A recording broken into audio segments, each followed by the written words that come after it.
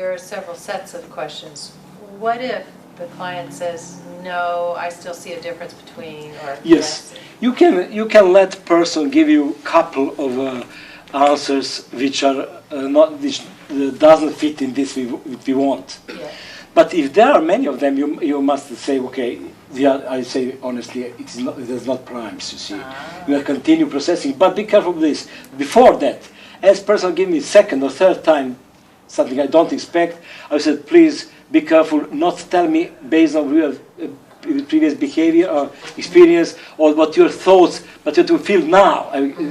And my son, people know, my son had got primes I and another. And we came to, it's the difference between you and the other world, whatever.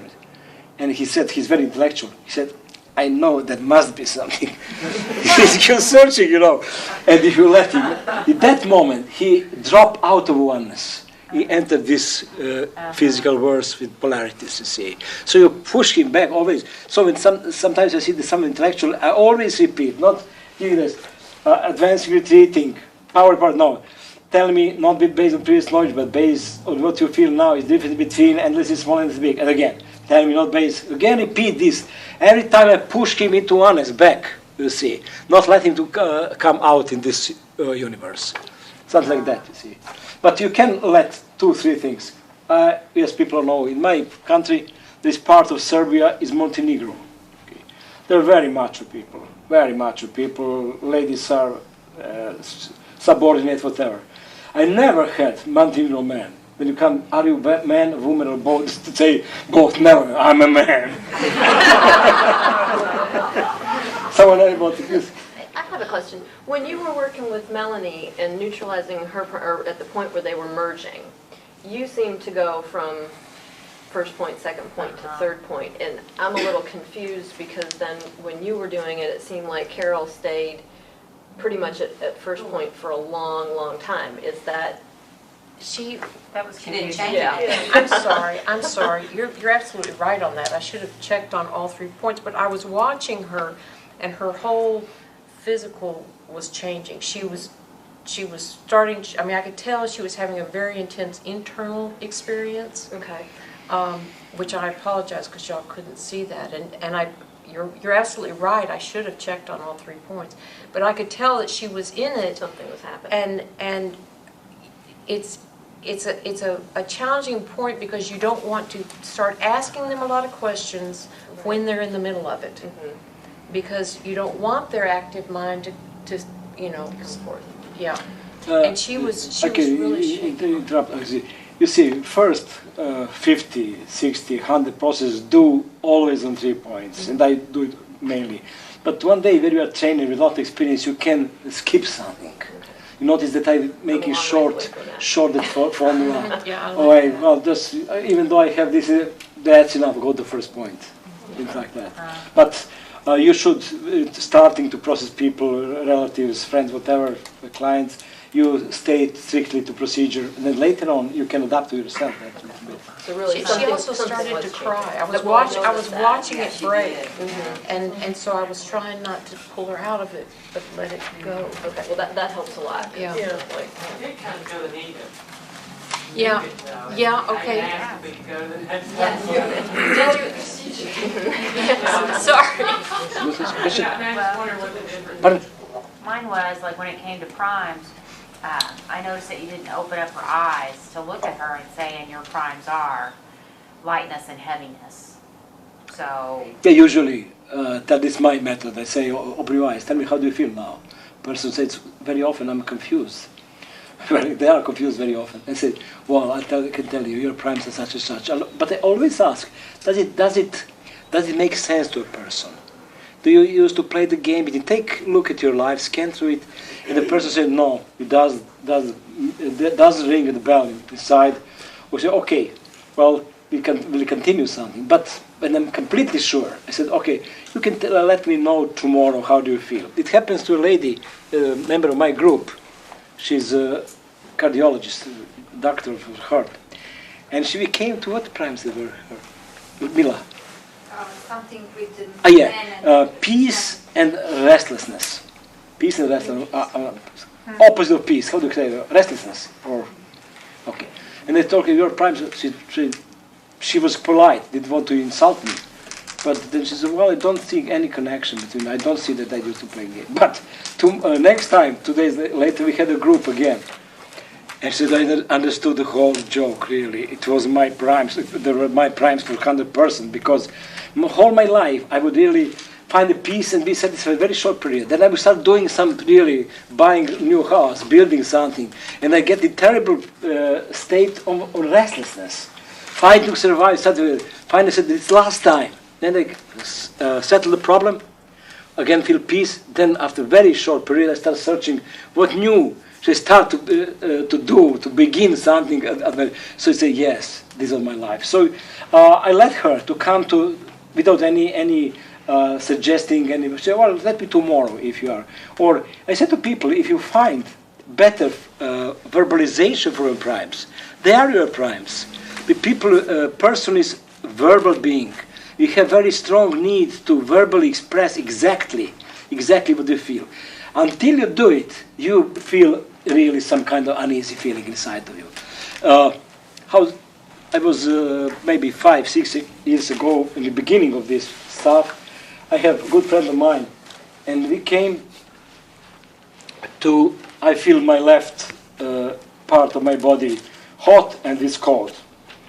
They start changing directions, becoming bigger, smaller. Suddenly they merge completely. I asked him to try to separate them. He was not able. What could I have done to tell me your primes are left and right part of your body? I couldn't say, okay, this is how do you about problem? He said, oh, I have problem, but I'm a bit nervous. I knew it was something because I was not able to tell him what his primes were. So after 3 days he came. It was not a big deal. After 3 days he came, he did process, he came exactly to the same point. That moment I was clever enough. And I asked him, that was the moment when I discovered that question.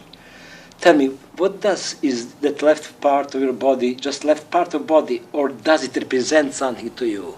And right body, he said, left body represent my emotions, and right side body represent my reason. I forgot, don't speak about then body parts at all. I said, okay, so tell me what's happening between your reason and your emotions. They start to merge, become one, and really everybody who knew him knew it was his deal with this paralysis was reason and emotions. See, so when you have such thing like left and right part of body, you don't have to ask it once, but second content coming up again, you always ask. Tell me, just naive question. Does it represent something? Is it a symbol of something, or just the left part of the body, or upper part of the body, lower part of the body? Tell me, is it just upper part of the body which is becoming light, or does it represent something, or lower part of the body? Usually it's spiritual world and material world, spirit and body, whatever it is. Also with colors. You have 2 or 3 contents, for example, red color here and green color here. Okay, tell me, is it green color, just green color, or does it represent something? It is a symbol of something, or red color as well. So you discover deeper meaning of it, you see. And that friend of mine was nervous about a couple of days before he came to next session to neutralize his reason and emotions. Not a big deal, but it was something. And some people report, you as professor shouldn't be disappointed. The person calls you or send the email after 1 month and say, well, I think my real primes are such and such. They really match completely what I feel. So yeah, you're right. I agree with you. So the client is one who decides. We just suggest something, you see, a not very strong way, you see, not very strong way. We suggest something, and the client is someone who decides what is happening with him. But usually it is not something that is completely different pairs of polarities. It's something that is very similar, but verbalized a little bit different. Yeah, that's important for human being to verbalize. I have the one separate method. I used to teach it here 2 years ago. It was first time I taught people. It was in a magical words. You can make miraculous stuff just using words. Have you been present? Yes, yes. Yes, well, you It was see, fun. you know, it's, even children can do it, but it's something, you must find a real word for something, and there is one part of it, so-called end of words. You start speaking about bad things about something and good things. For example, I lost my job. What is good about it? People say nothing is good. Well, take a look at it. It's something good. Yes, I have much more free time. Okay, that's good. And you go left and right. Good things, bad things, good things. Person comes finally after 5-10 minutes. No, I can't find anything else. Do you have words for this, what you feel? No. That's the reason we call it end of words. Now tell me, what about your problem? When person hasn't got words for problem, person cannot have problem at all. No problem. You see. So I said this because you know that person is a human being, is a verbal being, and he needs to verbalize what is happening to him. And really has a pretty strong need for right verbalization. Is it time for break, Rada? Is this? Okay. If there are no questions. Yes, questions. I do. Yes, yes, you. No. Okay, this relates back to the discussion this morning that you were describing how this evolved for you as you read the material on what's been called EFT and thought field therapy, and how you took the 13 points and condensed them down to the 3. So my question then revolves around Larry Mims, you're probably familiar with Yes. his work. He went and started off with the full complement of points too, and said, well, we only need 3 and repeat one of them twice. And he called it Be Set Free Fast. Then after a while he said, wait a minute, all this is communication with the subconscious mind. We don't need the points at all. I feel the points do provide a focus point. So what is your feeling on this? Is Yes. it just communication with I the agree. subconscious? I agree. The less experienced person has, the more points are more important. But finally, when you have some experience, you can sit in an airplane and do process without touching points at all. I just think about them, and it goes. You will see last day, at the end of 3rd day, we'll do so-called intentional therapy. You will all sit here, I will sit in front of you. You will find your problems without telling me what problems are.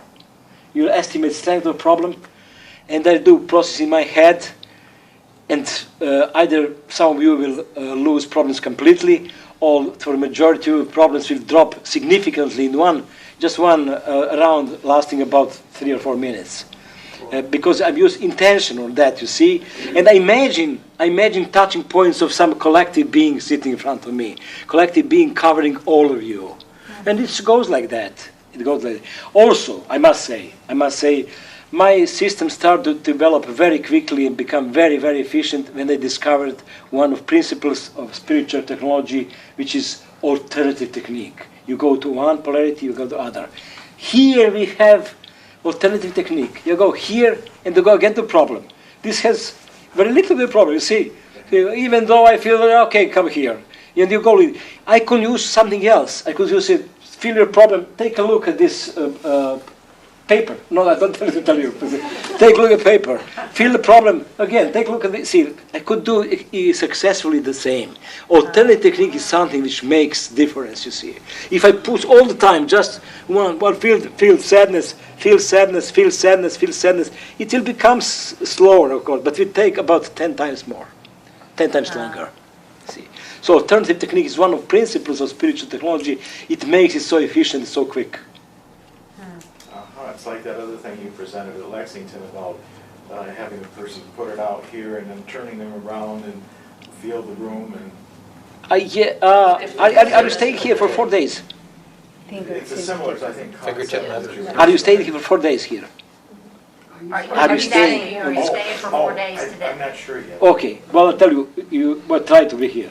Because it was very efficient, you know. It was things that people with psychiatry, psychotherapists, whatever, surprised with 5 minutes, any kind of trauma vanished, you see. How come? Just with finger putting what there, it lasted 5, 6, 7 minutes. Now, I'll teach people on 4 days that even the hardest traumas vanish in 10 to 12 seconds. Wow. Wow, I say yes, wow.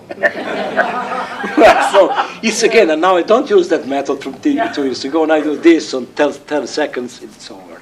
Technology is becoming quicker and quicker.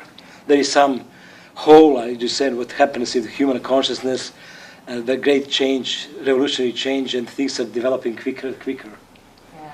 One day I'll tell you, just come here, send your checks, drink coffee, go home. Okay, I'm joking, of course. Okay, it's time for a break. Other assistant will handle someone. Then after that, I'll handle again myself. Maybe we'll do breathing at the end, or go home without breathing. I don't know. Okay.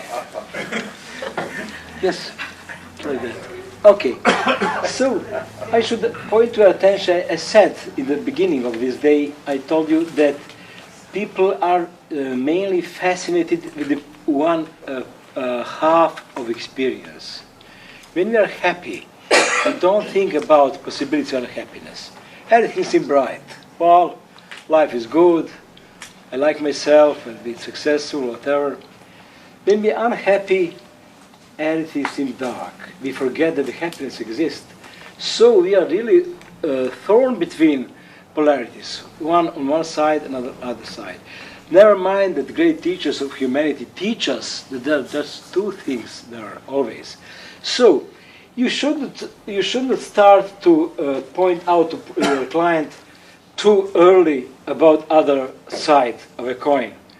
But after some time, and especially if person is giving material, endless sequence or new contents, you start fishing for another polarity. You say, person say, well, again sadness. It's 5, 6 times sadness before. Sadness, then something else, again sadness. Okay, sadness. You feel sadness. What you would like in this moment to experience instead of sadness, or for you, what is opposite to sadness, or happiness, joy, whatever. Okay, now feel sadness. It's easy because you are feeling it already, but now leave it aside and feel the joy which you would like to experience. Go deeply into it. Feel it as strongly, as completely as you can. Then try to experience both at the same time. Very often you handle problem like that. You see, there are polarities and start developing whatever comes up, it comes up. When I had 2 or 3 years ago, I had in the United States some training for processors, which were only processors. I trained them that way. Person said, for example, okay, I feel hot feelings in front part of my head. Good, I understand you. What do you feel at the back side of your head? Also light feeling, very good. So they're light today. Person was not conscious about light feeling. So fascinated, that pulled into bad feeling. Okay, so my whole right part of my body becomes heavy like a lead. Okay, what's about your left part of your body? It's light. So there is light and heavy. Very good. Or upper part, I feel like floating. My upper part becomes very light. What's about your lower part of your body? And you just make a person conscious that polarity exists, and they exist always. Why? But because we live in bipolar universe, in dual world, there must be opposite for that. If I'm happy now, there is possibilities of unhappiness for sure. If I feel my right hand now, I'm not conscious that there is also my left hand here. So you could do that. You see, go left to right, left to right. Up, down. Person says, well, in front of me is just desert. Nothing alive in it, like that desert. Okay, what's behind you? Well, neutral state. Well, between neutral state and bad state are polarities, you see. So you can operate with that, okay. So there is a story from Zen, and Joel knows that, and Judith, that story knows from the previous workshops, you see. We think people living on East are different, and disciples of some great masters are much different from us. They're not. they also hope all time to discover some great secret, which will give them positive polarity in life. Secret. Master, tell me a secret. I want to be happy, or something like that. So, the great master of Zen is dying, and around him sit like a horseshoe or his disciples. The first closest to him is the next teacher, the oldest monk who is going to come to be teacher after teacher is dead. And then next one, and the last one is young guy which is innocent and naive, and he didn't still learn to pretend. He's open-minded. So they hope some secret, you see, about master to hear his last words as a secret. And so this oldest monk, next teacher, bends over his bed and says, teacher, what is the secret of this universe? Could you tell us? What shall I tell the disciples? And teacher says, tell them the truth is like a river. This guy next teacher says, it sounds like profound wisdom. What kind of wisdom it is, he doesn't know really. But it sounds like a wisdom, profound wisdom. So he pretends he knows, understands. Tell to his neighbor, teacher says, secret is that truth is like a river. And so that those words of teacher travel to the last one, to the young guy, innocent, open-minded, spontaneous. And he said, truth is like a river. What does it mean? What kind of secret is it? What does he want to tell us? What's the meaning of these words? His neighbor was not able to answer, of course, because he pretended to understand, but he didn't, as a matter of fact. So it's better, not risky, to ask. And he said, asking, what's the meaning of teachers word truth is like a river? And so that question travels back to the oldest monk.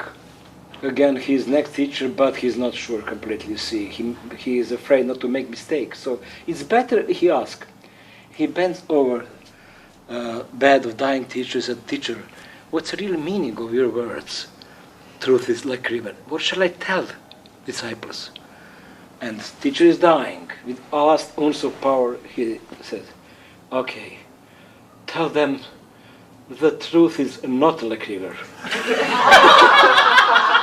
So you see, this is really a very, very good lesson about polarities in life, you see. He found that way to show them, to teach them, with last ounce of power to teach them. So we always hoping to find something, or to get something really, which is permanently happy, permanently good, permanently efficient, whatever. But it's not possible. We just could integrate opposite polarities and to express them either one or another. Be careful about this also.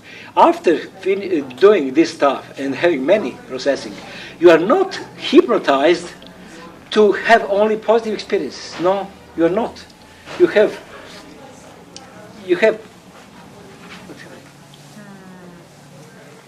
okay, anyway, we'll continue.